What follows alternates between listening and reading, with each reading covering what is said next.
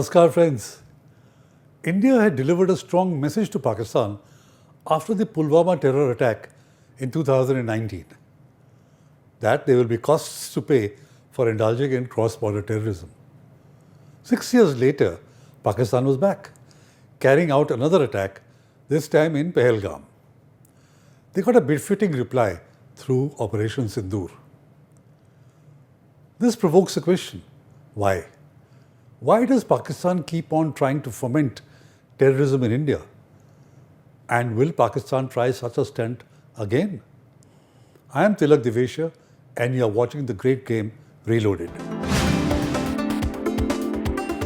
To understand Pakistan's impulses, let's decode Pakistan's most enduring foreign policy obsession, the unrelenting pursuit of parity with India. Parity, however, is not in development. It is not in literacy. There is no parity in science, education, or technological advancements.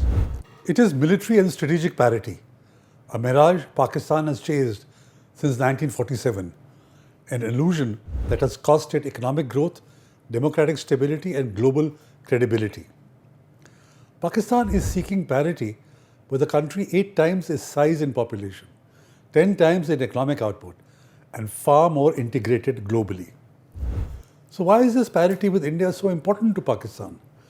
Why has this dangerous fantasy survived 7 decades, 5 wars, economic collapses, and political instability? And when did this quest begin? What explains its persistence? And what has been the cost? Here's the thing. Pakistan's obsession with parity stems from its very origins, from even before its creation.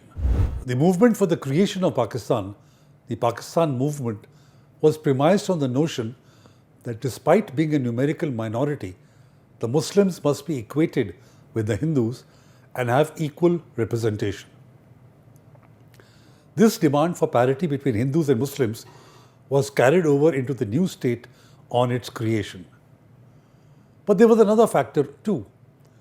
The Muslim League leaders believed they were inheriting the mantle of Muslim rule over India, particularly the Mughal legacy.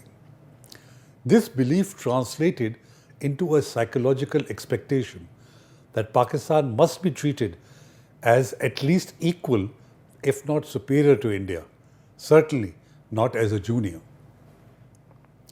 That became the basis of Pakistan's foreign and military strategy, parity with India by any means. So how did Pakistan try to achieve parity? Not by building an economy, not by investing in education. Parity remained narrowly defined: military hardware, nuclear weapons, proxy war, while every other parameter of national strength was ignored. Its strategy had several strands: the use of terrorist or non-state actors, development of nuclear weapons, use of borrowed power from friendly countries, relatively large expenditure on defense, both conventional and nuclear. For this, it sought US military aid and later Chinese aid. It joined Cold War alliances, it got nuclear weapons, it used non-state actors to destabilize India and neutralize its conventional superiority. Realizing the limitations of conventional warfare against a larger adversary, Pakistan embraced asymmetry, a model of bleeding India with 1,000 cuts. Instead of trying to force a change militarily, which it realized it couldn't achieve, it now sought to generate enough violence in India, especially Kashmir, to force India to come to the negotiating table in a weakened position. Its persistence was also premised on the notion that if it couldn't come up to India's level, it resolved to bring India down to its level. What it didn't see was Indian resilience, Indian resolve to emerge from the colonial nightmare from slavery. India was not going to be stopped in its development path by Pakistan. Pakistan should have seen the writing on the wall after East Pakistan broke away and became Bangladesh. Pakistan lost half its territory. Instead, Kashmir acquired greater salience. issues of revenge against India apart, the creation of Bangladesh effectively buried the two-nation theory and the use of Islam to weld a national identity. The narrative was therefore recast. Islam and the two-nation theory had not failed. It had been undermined by secular elites. Even so, Pakistan needed another crutch, and that crutch became the ideology of Pakistan, or Nazariya-e-Pakistan, of which Kashmir was an integral part. Zulfikar Ali Bhutto once said, and I quote, "Pakistan is incomplete without Kashmir. If a Muslim majority region can remain with India, the very idea of Pakistan collapses." Unquote. This thinking made Kashmir the cornerstone of Pakistan's identity. But did it introspect? No, because admitting failure would mean abandoning the dream of parity. As a result, while chasing military parity, Pakistan forgot its people. Let me give you some numbers. In India, over 90% of children finish primary school. In Pakistan, just over 50. India publishes about 100,000 books a year. Pakistan, 2,500. India awards over 8,900 science PhDs annually. Pakistan's total since 1947, just over 8,000. The obsession with India has drained Pakistan's economy, damaged its institutions, and radicalized its society.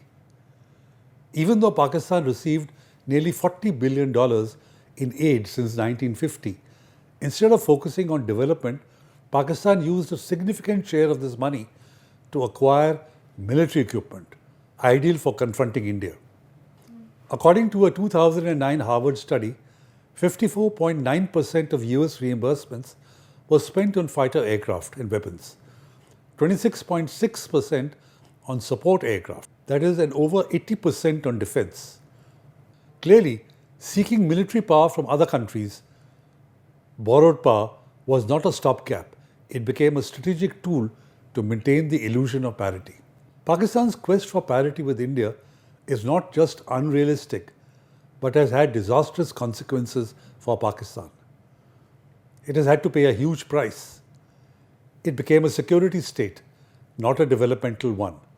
It became a broken democracy, a fragile economy, and faced rising extremism internally. It has militarized society, ruined the economy, fostered extremism, lost international trust. And it is nowhere close to being treated as India's equal or in getting Kashmir. India moved on. Pakistan stood still. Today, India is a global technology power. Pakistan is begging for IMF bailouts. The truth is, parity was never possible because Pakistan never invested in what actually builds strength and parity: people, prosperity, and peace. It didn't realize that parity does not come from bombs and doctrines. It comes from education, economy, and empowerment. So why does Pakistan persist with this strategy? Because its identity is built on opposition to India, and anti-Indianness is hardwired into Pakistan's DNA. If India is not the enemy, then why was Pakistan created? If the threat perception from India vanishes, the military's primacy is questioned. If Kashmir is resolved, the foundational grievance collapses. Here's the thing: India will continue to rise. Pakistan will continue to seek external validation and support from China, the Gulf, or the West to maintain an untenable strategic equation. But that equation is a mirage. And unless Pakistan redefines its vision of parity, it will remain trapped in its own narrative. However, it is unlikely that the Pakistani security establishment will relinquish the notion of military parity with India. If its track record is anything to go by, Pakistan will continue to pay a heavy price in terms of lack of internal development in its elusive quest for parity with India and hasten its trajectory towards the abyss. So despite the cost, Pakistan has continued to seek parity and bring India down to its level by fomenting terrorism. it will certainly try this again. India will have to be on its guard. Let me leave you with a rather sad anecdote about the manner of the death of Muhammad Ali Jinnah and how the man credited with creating Pakistan was treated when he was dying. That has to tell you something about the country. On 11 September 1948, Jinnah, weighing barely 70 pounds and suffering from consumption compounded by cancer of the lungs, was carried on a stretcher aboard the Governor-General's Viking for the flight from Quetta to Karachi. There was no one to receive him at the Maripur airport, that is Karachi's military airport, barring his military secretary, Colonel Jeffrey Knowles, and an army ambulance without any nurse. The diplomatic corps had not been informed about his arrival, which was the norm whenever Jinnah landed in Karachi, so that he was received in the approved official way. The ambulance broke down halfway to his residence, and it took Colonel Knowles 2 hours to fetch another from the local Red Cross. Meanwhile, Jinnah was stranded on the road for 2 hours in an oppressive ambulance that completely exhausted him. No one knew that Jinnah was in the stranded ambulance. His pulse was weak and irregular. Jinnah died later that night. The tragic manner of his death was compounded by his last rites.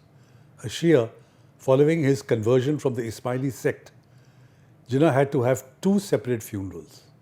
One according to the Sunni rituals in the open, and the other before that according to Shia norms in his home.